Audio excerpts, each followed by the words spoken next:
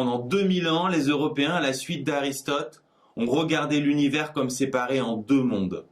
Au centre, la Terre immobile, le monde terrestre, et tout autour, le monde céleste des êtres éternels, avec des planètes et des anges qui se déplacent tous uniquement selon des cercles concentriques. Dans cette vision de l'univers, les lois de l'autre monde, le monde terrestre, étaient complètement différentes. Il existait deux types de mouvements. Les objets lourds allaient naturellement vers le bas et les objets légers vers le haut. Jusqu'au XVIIe siècle, les hommes croyaient plus fermement aux principes d'Aristote qu'à leurs propres yeux. Par exemple, lors de l'expulsion d'un boulet de canon, ils pensaient qu'après un certain temps, le boulet devait retrouver son mouvement naturel vertical vers le bas. Et comme ils sentaient que ce n'était pas complètement réaliste, ils rajoutaient une petite zone mixte, plus ou moins grande, mais à la fin, le mouvement devait toujours être vertical vers le bas. Pourtant, n'importe quel garçon de 5 ans voit bien que ça ne se passe pas comme ça. Le mouvement doit être parabolique, sauf peut-être contre un mur. C'est ce qu'avait bien compris Galilée, il faut privilégier l'observation. Quand l'observation est en contradiction avec les principes, ce sont les principes qu'il faut remettre en cause. Et quand on commence à observer, se pose une question cruciale, le lieu d'observation, c'est-à-dire le référentiel. Vous êtes dans un stade, vous vous intéressez à la trajectoire d'un javelot. Naturellement, vous vous placez sur le stade, dans un point situé sur la Terre. Et vous, le javelot, le stade, tout le monde bouge avec le mouvement de la Terre. On dit qu'on est dans un référentiel terrestre. On précise supposé galiléen, qui signifie que tout va bien. On verra plus tard ce que ça veut dire exactement. On comprend l'intérêt des référentiels avec des mouvements plus exotiques, par exemple celui d'un satellite autour de la Terre. Si on l'observe depuis un point situé à la surface de la Terre, l'observateur va suivre le mouvement de la Terre, le satellite ira dans une autre direction, tout sera très compliqué.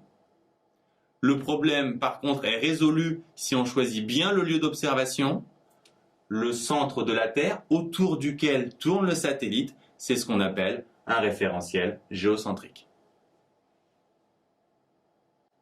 De la même façon, si on s'intéresse au mouvement d'une planète, le point stratégique, ce qu'avait bien compris Copernic, c'est le centre du Soleil, c'est ce qu'on appelle un référentiel héliocentrique. Il existe également des référentiels plus marginaux. Par exemple, si on s'intéresse au mouvement d'un satellite autour de Jupiter, on dira que le référentiel est jupitérocentrique, et ainsi de suite. Vous devez également connaître le vocabulaire qui permet de décrire les mouvements. Si vous avancez tout droit à vitesse constante, on dit que le mouvement est rectiligne uniforme. Si vous jetez une balle vers le haut, elle va aller tout droit mais de moins en moins vite. Le mouvement est dit rectiligne décéléré. Et si vous lâchez une balle, elle va tomber de plus en plus vite. Le mouvement est rectiligne accéléré. Si la trajectoire est un cercle, le mouvement est circulaire. La plupart du temps, la vitesse sera constante, donc le mouvement sera aussi uniforme. C'est intéressant de savoir que la vitesse est toujours tangentielle au cercle, ce qui signifie perpendiculaire au rayon. Si vous jetez un objet avec un angle, la trajectoire sera parabolique. Il est intéressant de savoir qu'au sommet de la trajectoire, la vitesse est horizontale. Si vous lâchez une balle à l'intérieur d'une attraction de fête foraine, la balle va partir n'importe où à cause des accélérations et des secousses. C'est ce qu'on appelle un référentiel non galiléen, comme le sont aussi une voiture qui fait des tonneaux ou un avion au décollage. Par contre, si à l'intérieur d'un bateau qui se déplace à vitesse constante, vous lâchez un caillou du haut du mât, il va tomber au pied du mât, c'est-à-dire exactement comme sur la Terre. En fait, si vous êtes à l'intérieur d'un véhicule qui se déplace à vitesse constante, tout se passe comme si vous étiez sur la Terre, sur le sol. C'est pour ça que ces référentiels sont dits terrestres galiléens. Et c'est pour cette même raison, parce que la Terre se déplace à vitesse constante, qu'on ne sent pas qu'elle bouge. On a vu beaucoup de choses. Ce qu'il faut retenir d'abord, c'est qu'il faut bien choisir le référentiel, c'est-à-dire le lieu d'observation, afin qu'il soit adapté au mouvement étudié.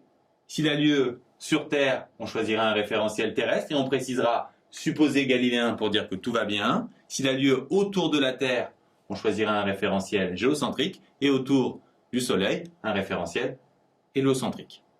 Enfin, vous devez connaître le vocabulaire des mouvements rectilignes, circulaires et curvilignes.